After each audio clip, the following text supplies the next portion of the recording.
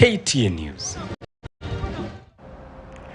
In other news, the Azimio la Umoja One Kenya leader Raila has maintained that tomorrow's demonstrations will go on as planned, despite the government's outlawing the street action, terming them violent. The former Prime Minister also delved into the Shakahola cult killings, Ruto to form a judicial commission of inquiry on the incident, adding that it will be an usurpation of the role of Parliament. KTN's political affairs reporter Emmanuel To tells us more. Despite the government outlawing their planned mass protests, Azimio la Umoja One Kenya coalition is set to make a comeback on the streets Tuesday, 1 month after suspending the street action. The opposition leader Raila Odinga reaffirming that the protest will begin at the Central Park near Uhuru Park and lead all the way to other government installations, including the Independent Electoral and Boundaries Commission offices, the Office of the President, the Treasury, and the Public Service Commission offices. We confirm that they are on tomorrow, beginning 6 a.m.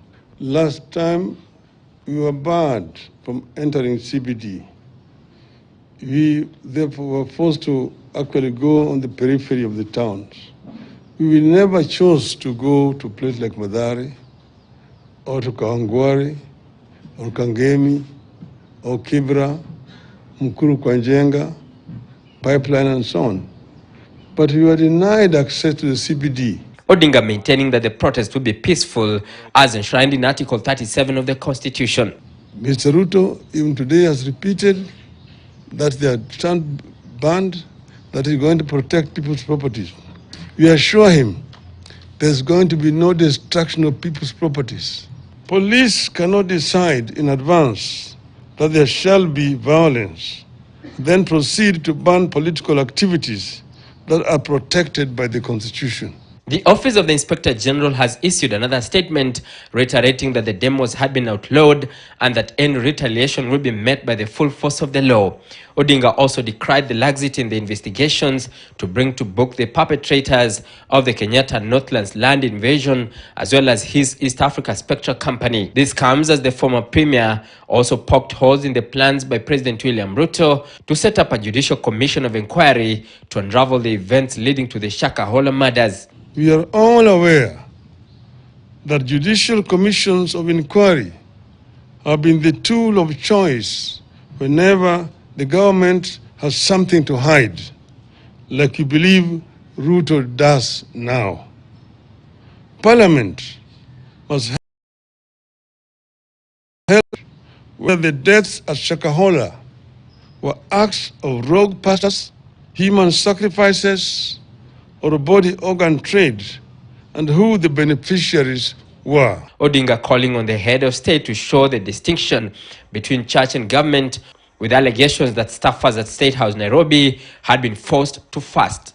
These so-called pastors aided the introduction of mandatory fasting that started in 2015 at the DP's residence in Karen, and which have been carried over to State House, where everyone is compelled to fast every Wednesday, regardless of their faith, effectively making State House essentially a Shakahola annex.